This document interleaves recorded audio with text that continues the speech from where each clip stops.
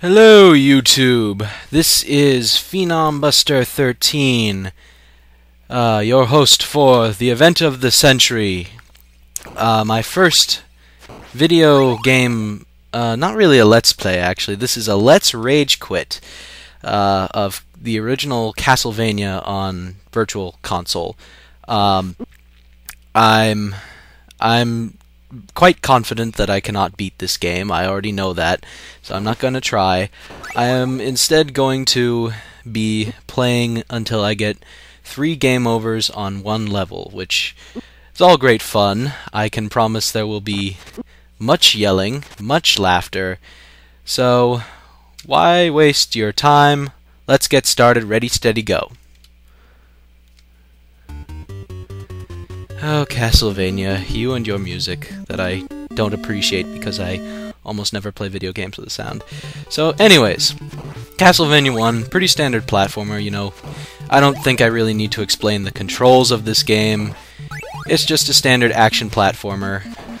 Nothing much to it. And we get a sub-weapon here. I'll be explaining that a little more. Whoop. That's never happened to me before. Okay, so anyways, enemies in this game, they're pretty standard now. They'll get much more annoying right around the second level, actually. Second level's where this game's gonna get really fun. And by fun, I mean fun for you guys. Oh, and apparently I can't. I threw that knife there by holding up and pressing B.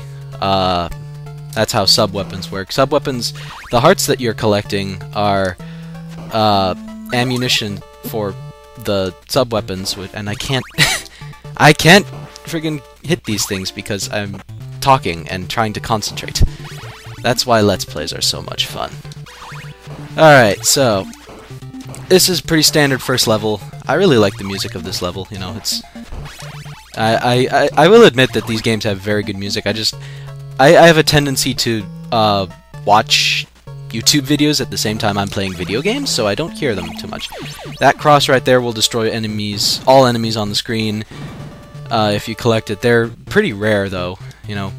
Obviously, I think you can tell that the candles are where you get the hearts and stuff. There's actually a number of secrets in this game. If you break this wall with your whip, you get a roast, which is your health in this game.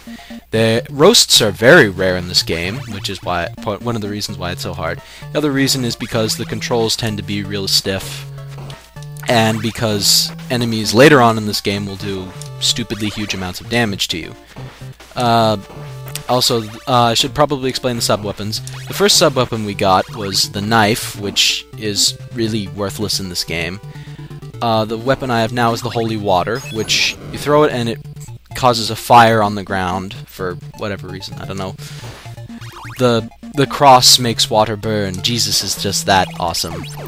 Well, he's awesome enough to be able to destroy all enemies on screen, you know, so... So the holy water burns, causes a fire on the ground, burns enemies. Very useful for a lot of the bosses in this game.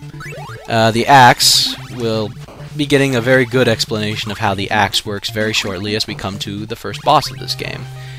And we also get a double here, at least that's what I call it. Double allows you to use 2 sub-weapons at the same time. The axe, as you can see, goes at an overhead arc. Very easy for beating this particular boss. He dies, and then we get this little orb thing, which allows us to move on to the next stage. And it also refills your health too, which is the best thing about it. At the end of each stage, your time and number of hearts you have are added up, so that it boosts your score. If you get high enough score, I think you start getting extra lives. I don't know what the point amount is for an extra life. Level 2, this is where things are going to start to get fun for you guys.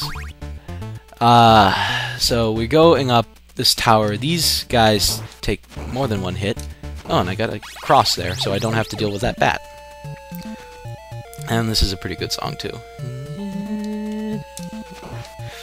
I also should probably say that I've stated this already, sort of, but controls in this game are very stiff and very awkward. If you jump straight up while standing still, you'll just jump straight up, and you won't have any control over your jump. You have to be walking to jump in a certain direction, which is very, very awkward and tends to be a problem. Oh, and another thing that makes this game very difficult, we're going to see right here, Medusas. These things are so incredibly annoying because due to this game's stiff controls and me jumping at the wrong time, apparently, they have a tendency to hit you very hard. Game developers really like to place a lot of really jerkish enemies right before pits, like right here. And if you hit the enemies, you go flying backwards into the pit for instant death. That's part of what makes this game so annoying, is simply because enemies will knock you into the pits half the time, as they nearly did just now. Actually, the hardest part of this stage is actually coming up. The hard part of the stage, for me, is not the platforming. It's something we'll see very soon. Stopwatch, I'm going to be explaining that very shortly. I also forgot to explain the boomerang. Crap.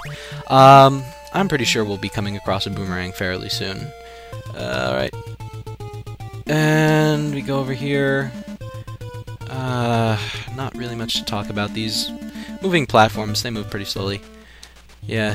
Also, like most games, this is on a time limit. Not that it matters, because time in this game is not what kills you. It's usually enemies or falling down pits. Alright.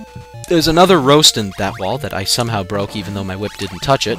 These things right here, they are instant death. And that one in the middle, as you can see, comes down much sooner than the other ones, and it tends to kill me. So I should probably explain the stopwatch, which what that does is it slows down time, and I nearly ran into that thing anyways. And I missed the holy water, so I'm probably going to have a little bit of difficulty with this boss. These ghosts that randomly appear behind you. I can't jump. The ceiling's too high. Yeah, this... I really like this game, actually, even though it's got a lot of problems with it. And these things, they take a lot of hits to kill, and they're not that bad, honestly, but they can be pretty annoying when they want to be. And another ghost, I'm not going to bother killing you, because right here we have the final stretch. More hearts, money, which gives you points if you can't tell by now. Yes, collect money, and you will... Money is always good in video games. Money and food. It's video game logic. Money is very good, and food always heals you, even though it shouldn't actually be able to do that. So let's use the stopwatch. Stopwatch is very, very difficult to use because, one, it takes a lot of hearts. As you can see, it takes 5 hearts out of your inventory, and it's not really the most practical sub-weapon, even though it can do that. We get our orb. Listen to the very nice jingle of the stage. I know I'm not raging too much right now. Either this next level or the one after it is where I'm probably going to start getting very frustrated, and I'll probably have my 3 game overs in one.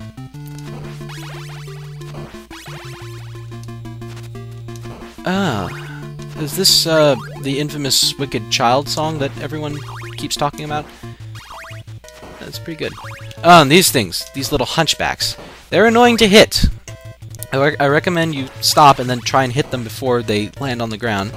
Skeletons can also be a pain in the butt because they jump around all over the place and they're frustrating to hit. Gotta love this game. Oh, and the golden vase of liquid that has the unexpected side effect of invisibility and invincibility, and I somehow was able to dodge all those crows. Oh, that's not... There's one of these torches right here that gives an axe that immediately falls into a void. I completely forgot about you, and I nearly died because I was checking my recording. The Let's Play curse is not strong with me unless I'm fighting those panthers in stage 1. Alright. This game's graphics, I should also mention. You can see just how detailed this game's graphics are, even for an NES game. It's like it's probably has the second best graphics on the system next to, I don't know, like I don't know what game has the best graphics on the system, to be honest. I think I'd probably give it to Battletoads, either Battletoads or the original Final Fantasy. And I'm low on health, and there's very little roast in this stage. Ah, damn it! I picked up the stopwatch. Holy water is very useful for the boss of this stage, and also for those annoying tower things. These crows. Ah! Let the rage begin, because every time you die, you lose all your whip power-ups. Which is what those things that I was collecting are. Those are whip power-ups. The first one powers up your whip into a morning star, I guess. The second one extends the range of your whip to, like, double its size. I don't know. Yeah, that's a pretty interesting gameplay hook there. Between that and the sub-weapons, this is a very fun-to-play game, even though it can be very jerkish sometimes, and the final boss is literally impossible. I have never beaten him, and I don't think I ever will be able to. One added bonus that Virtual Console players such as myself can enjoy. That was terrible. One added advantage Virtual Console players such as myself can enjoy is that if you back out of this game on the Virtual Console through the Wii menu button, it'll actually keep your progress saved. Damn you, Medusa heads! It'll keep your progress saved wherever you last paused it, which means that I don't have to continuously be playing through the entire game again, even though sometimes I will do that. Which, I don't know. I'm probably not going to be beating Death in this run. Death is another very jerkish boss. I have beaten him before, but he is complete murder, to say the least. And I really hope I'm going to get a different sub-weapon other than... I'd really like another Holy Water, although I don't think I'm going to get another Holy Water in this stage. Ow! Stupid birds. Yeah. And in case you can't tell, I'm taking 3 bits of damage from every time I get hit. That's part of why this game is so hard, because you tend to take a lot of damage, and there's also these skeletons that jump at you as you're going over pits, and Medusa heads that spawn infinitely, which thankfully in Castlevania 4, which is actually my favorite game, favorite Castlevania game. I haven't played Symphony of the Night. And these mummies, they are annoying because they tend to trap you in between, and they do a lot of damage, and I can't seem to... Wow, that was terrible. That's why I want the Holy Water, because if you have the Holy Water, you can burn one particular mummy to death, and then... Ow! Ow! Ow! Ow! Ow! Damn these things. I can't talk! My skills are being deprived. Ow! Son of a gun. Ow! This is horrible. I screwed the pattern up. I screwed the pattern up. Son of a gun. Ow! My skill! Where has my skill gone? No!